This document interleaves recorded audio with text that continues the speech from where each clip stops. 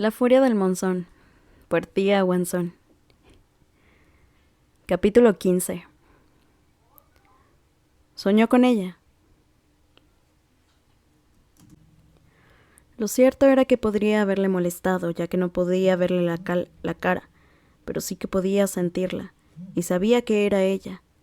Piel suave sobre unos músculos fuertes, luz de sol derretida entre sus brazos. Ella pronunciaba su nombre una y otra vez, y cada vez que lo tocaba era tan reconfortante como llegar a puerto seguro durante una tormenta, tan delicado como el perdón. Ella le devolvió los besos con entusiasmo, como si viviesen en un mundo en el que jamás habrían estado enfrentados, en el que él era querido y adorado. Y fue así como supo que solo estaba soñando. Alaric abrió los ojos ante la pálida luz de la mañana que se filtraba entre los huecos de las cortinas. La realidad se asentó sobre él de forma gradual, conforme la vista y el tacto lentamente le permitían comprender la situación al completo. En algún momento de la noche, o quizás en las primeras horas del amanecer, Taliesin y él se habían encontrado en el centro de la cama. Alaric la había pegado a él con la espalda de ella contra su pecho. La tenía agarrada con fuerza de la cintura con un brazo, mientras que tenía la otra mano sobre uno de sus pechos sobre el camisón. En algún momento, el sueño que había tenido se había fusionado con el mundo real, y tenía una erección contra las nalgas de ella, donde había estado frotándose de forma errática con las caderas. Alaric sabía que debía parar. Tenía que soltar a Taliesin y huir de su lado de la cama. Pero estaba demasiado adormilado como para atender al sentido común, demasiado frustrado con su sueño sin terminar, demasiado perdido en las sensaciones. Pero Taliesin también se movía. Se movía con él. Movía las caderas para conseguir un ángulo mejor, más perfecto. Dejó escapar un pequeño gemido sin aliento y murmuró algo sin sentido. Aquellos sonidos le atravesaron el corazón al mismo tiempo que lo devolvían a la realidad. Aquello no estaba bien. Claramente Taliesin aún estaba dormida y seguramente soñaba con alguien mucho mejor que él. Hizo el intento de soltarla, pero en cuanto aflojó la mano que tenía alrededor de la cintura, Taliesin le agarró con fuerza el brazo, clavándole las uñas en el bíceps y sosteniéndolo allí mismo. Taliesin giró el cuello para mirarlo, lo suficiente como para que viese que tenía los ojos abiertos, y también los labios, antes de volver a apartar la mirada y enterrar la cara en la almohada mientras seguía frotándose contra él. Atrapado en aquel hechizo, Alaric dejó caer el rostro hacia ella y le rozó la curva del cuello con los labios. Taliesin se arqueó contra su pecho y echó la mano hacia atrás para tirarle del cabello. El pezón se le endureció a través de la fina tela que lo separaban de su pulgar y la sangre se le agolpó en los oídos. Aquello lo había hecho él, y ella se lo había permitido. El sol ya había salido por completo, filtrándose a través de las cortinas en paneles de luz ambarina y rayos dorados y brillantes, que se colaban en la habitación y se derramaban sobre la cama en la que Taliesin y él se movían al unísono. Pero sin importar lo torpe que fuese o no, y sin importar que la única parte racional que le quedaba le gritara que no deberían de estar haciendo aquello, todo era maravilloso y nuevo, y casi había llegado ahí. Alaric apartó la mano de la cintura de su esposa y se la enroscó sin apretar alrededor de la nuca. El calor que desprendía su piel le calentó el frío metal del anillo de boda que tenía en el dedo. «Ojalá fueses así de obediente», le dijo en un gruñido. Taliesin le clavó el codo en el estómago con fuerza. «Vete al carajo». A pesar de que lo había dejado ligeramente sin aliento, no pudo evitar sonreírle. Le dio un golpecito en el pecho como venganza y ella chilló y se retorció contra él justo así, de la forma correcta. Alaric enterró la nariz en su cabello, inhaló el aroma a mango y a jazmín y empujó con las caderas. Estaba tan cerca del clímax. «Para», gimió Taliesin contra la almohada, abrumada y con la voz rota. «Alaric, tenemos que parar». La soltó inmediatamente. El resto de su cuerpo tardó un poco más en reaccionar, pero al final se movió a toda velocidad hacia el borde de la cama. La repentina pérdida de tenerla entre los brazos lo terminó de despertar. Taliesin se estremeció de espaldas a él, temblando mientras jadeaba. Casi parecía que estuviese llorando. Alaric se quedó mirándola atónito hasta que la lujuria se disipó, se le calmaron los sentidos y por fin se percató de lo que ocurría. Su orgullosa y fuerte esposa, allí enroscada sobre sí misma, con un aspecto tan insignificante y destrozado sobre las sábanas. El aire estaba plagado de cada una de sus respiraciones aterradas. Era muy obvio que estaba confundida y aquello le provocó un dolor tan fuerte como la desesperanza. Aquello era culpa suya. Él era el que llevaba tiempo dirigiendo su rabia e indiferencia hacia ella, solo para no ser capaz de mantener las manos quietas, a pesar de que sabía que no debían hacer aquello. A pesar de que sabía que había un Sarimán robado que cantaba entre las paredes de la ciudadela. A pesar de que la flota quesacense se preparaba para invadir Nenavar. Taliesin le había dicho que pensaba que podían protegerse el uno al otro. Lo había dicho con los ojos muy abiertos, bajo la luz de la luna. La realidad era que debía protegerse de él. Alaric destruía todo lo que tocaba. El odio que sentía por sí mismo lo carcomía. Se levantó de la cama y se refugió en el baño tanto para recomponerse como para concederle a Taliesin tanta privacidad como podía. Se echó agua en la cara y pensó en cómo abordar el tema de la mejor forma, o si debería siquiera hablar de ello. ¿Qué iba a decirle? Esto no ha sido más que otro error. Tenemos que dejar de cometerlos. Posiblemente. Hiciste que la soledad desapareciera, aunque solo fuese durante un momento. No. Por este motivo no quería compartir cama. Es culpa tuya en realidad por insistir. Mala idea, no tenía ganas de morir. Para cuando regresó a los aposentos aún no había decidido qué le diría. Decidió que iba a dejar que Taliesin tomara la iniciativa y ya vería a partir de ahí. Sin embargo, enseguida se percató de que no necesitaba pensar en nada. El lado de la cama de Taliesin estaba vacío y tampoco la escuchaba moverse en su vestidor, pero sí que estaba abierta la puerta, como si se hubiese marchado a toda prisa. Alaric no le dio demasiadas vueltas al principio, ni siquiera cuando fuese Braim quien lo acompañó en el desayuno en el comedor. Era entendible que Taliesin quisiese algo de espacio después de lo que había pasado, pero cuando no la vio durante toda la mañana y ni ella ni su dama de compañía se presentaron para la comida, su autocontrol se resquebrajó. ¿Dónde está su señora?, le preguntó al criado ataviado de azul y dorado que los atendía a Sebraim y a él. Se sobresaltó al ver que le hablaban de forma tan repentina y estuvo a punto de tirar al suelo una fuente de tortillas rellenas de carne de cabra y cebolleta. Yo no lo sé, Su Majestad. Su Alteza zarpó poco después del amanecer. ¿Se ha marchado? El criado tragó saliva ante el tono envenenado del emperador de la noche. Es posible que Lady G sepa a dónde se ha marchado la Lachisca e iré a buscarla enseguida.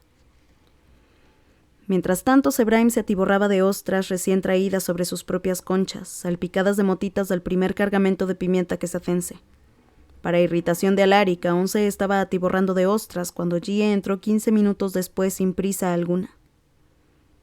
Emperador Alaric. La dama de compañía realizó una leve reverencia. La Lachisca se ha marchado al santuario de los tejeluces de Belian. Volverá en una semana, justo a tiempo para el siguiente eclipse. ¿Y a nadie se le ocurrió informarme de eso?, preguntó entre dientes Alaric. Sebraim paró de masticar y lo miró fijamente con los ojos muy abiertos mientras Gie bajaba la mirada, pero no era en señal de sumisión, sino de arrogancia. Estoy informando a Su Majestad en este momento, murmuró. Nadie en Kesat se habría atrevido a hacer aquello. Alaric tuvo que respirar hondo varias veces para ser capaz de responder de forma calmada. Lady Gie, ¿me cedieron este castillo a mí como dote de la Lachisca, no es así? Gie respondió asintiendo con la cabeza en silencio. En ese caso se trata de mi casa a pesar de estar en territorio nenavareno, así que lo apropiado sería que me informaran de las idas y venidas de la gente, en especial cuando se trata de mi consorte. Ciertamente no es una petición extremadamente difícil de cumplir, espero. Para su total sorpresa, la adolescente impertinente respiró hondo también, como si fuese ella la que pensaba que él era exasperante y no supiese cómo controlar su genio. Lo entiendo, emperador Alaric, dijo en un tono animado y con una sonrisa tan resplandeciente como falsa. Haré un mayor esfuerzo de ahora en adelante para mantenerlo informado. Tras aquello se marchó contoneándose de la habitación con su nariz respingona alzada en el aire. Alaric agarró el tenedor y apuñaló una tortilla. «Ay, cómo echo de menos el continente». «Yo no», dijo Zebraim. «Me ha parecido increíblemente entretenido». Alaric normalmente habría regañado a Zebraim o lo habría fulminado con la mirada, pero ese día no tenía fuerzas para ello. Comió lentamente, consciente de que Zebraim lo observaba. «Si te resulta difícil que se haya marchado sin decírtelo», dijo por fin el legionario de forma dubitativa. «Si te recuerda, no es eso». Las palabras se asentaron como una mentira en la lengua de Alaric, a pesar de que las circunstancias eran diferentes, mucho más de lo que nadie podría imaginar. Nadie, ni siquiera Gaeris o Zebraim, sabía que Alaric había hablado con su madre la noche en que huyó de Kesad. Nadie sabía que Sansia o Sinast le había rogado que se marchara con ella, ni que él se había negado. Se había negado y aún así ella se había marchado. Y a pesar de que no era lo mismo, la marcha tan abrupta de Talasin después de que Alaric hubiese hecho algo que a ella le parecía tan horrible hacía que se sintiese como un niño pequeño de nuevo. Un niño que perseguía a alguien que jamás miraría atrás y jamás regresaría. Al atardecer, un págalo entró por la ventana del estudio de Alaric con un mensaje de la nave de tormenta que había en el puerto nenavareno. La fragata de Liso había llegado a puerto y se encontraba de camino a Llantas. Alaric recibió al comodoro en su estudio y se alegró de una forma retorcida y satisfactoria de lo mal que había aguantado el hombre el calor tropical durante el viaje en embarcación desde el puerto de Samaut y durante el corto paseo desde el muelle de Llantas hasta el castillo. Había gotitas de sudor entre el cabello en punta de liso y parches de sudor en su atuendo de viaje. Ni siquiera su expresión eternamente urbana podía ocultar lo incómodo que se encontraba mientras lo saludaba. «Descansa, comodoro», le dijo Alaric lentamente. «¿A qué debo esta visita?» «Estoy aquí para escoltar un cargamento de mercancía en Nenavareno hasta Kesad, su majestad. Ya sabe, en caso de que haya piratas. El regente me ha pedido que me pasara por su precioso hogar lejos de casa y le diera sus recuerdos». «Así que has venido para espiarme en nombre de mi padre», pensó Alaric asqueado.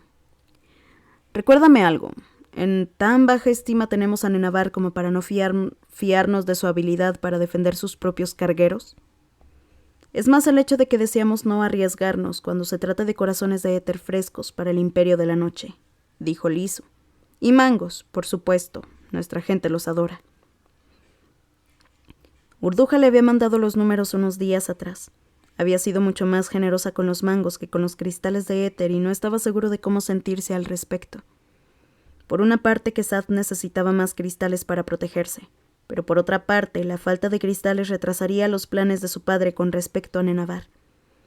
«También he venido al enterarme por su interés en cierta timonel sardoviana, emperador Alaric», continuó Liso, «sin duda una amiga de su esposa». Alaric apretó la mandíbula. Liso tenía muchos informantes y había sido solo cuestión de tiempo.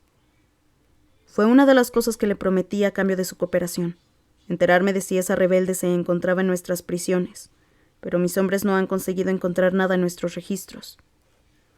«Eso es porque esa tal Caeda escapó antes de que pudiéramos procesarla», dijo Liso. «Ella y un puñado de soldados de la Confederación se fugaron del último campo de reclusión en las horas después de la batalla de Última Morada. Consiguieron hacerse con unos cuantos coracles, pero ella se separó del resto durante la persecución y aquella fue la última vez que sus compañeros la vieron.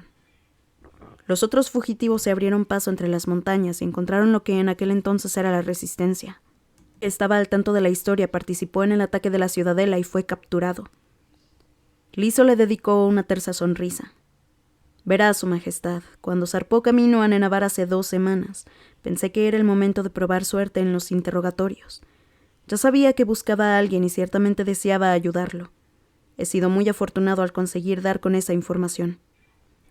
«Muchas gracias por tu ayuda», le dijo Alaric entre dientes. «¿Sería demasiado asumir que estarás conforme con haberle prestado un servicio incalculable al trono?» «Por supuesto, el honor es mío», respondió Liso enseguida. «Pero creo que mis servicios a su majestad serían incluso más incalculables si estuviese al mando de un acorazado de vacío una vez que tengamos más de esos en producción». En otras palabras, una vez que el Imperio de la Noche se hubiese hecho con el control de la grieta de vacío, despojado a Talasin de sus poderes y de que las sombras cayesen sobre el dominio de Nenavar. Alaric luchó contra la repentina oleada de náuseas que trataba de apoderarse de él. «De acuerdo», le dijo a Lisu. «El siguiente acorazado de vacío que se fabrique será tuyo». El comodoro tuvo el descaro de mostrarse agradecido en lugar de triunfante. «Una decisión muy sabia, Su Majestad, se lo aseguro». «Eso espero». Alaric miró a través de la ventana por la que se veían las lunas saliendo y las estrellas que brillaban ya sobre el obscuro mar eterno. ¿Debería pedirles a los criados que preparen una habitación? Lisu negó con la cabeza. «Me retiraré al puerto, emperador Alaric. No quiero causarle molestia alguna en su hogar». «Gracias a todos los dioses, por fin una buena noticia». Alaric no veía el momento de que Lisu se marchara. Sin embargo, una vez que estuvo a solas en su estudio, le resultó imposible quedarse sentado ni centrarse en el trabajo ni en la lectura. Taliesin no volvería hasta 6 días después. Podía aprovechar ese tiempo para recomponerse y pensar en lo que ocurriría después. Pero también necesitaba salir de allí, donde los pasillos estaban embriagados con su presencia, donde lo consumía la sensación de que lo habían abandonado. Alaric dejó el lápiz que llevaba varios minutos suspendido sobre una pila de documentos cuando se le ocurrió una idea. Sabía a dónde quería ir, dónde encontraría la fuerza, la paz y la determinación que llevaban tanto tiempo eludiéndolo. Necesitaba una grieta de sombras.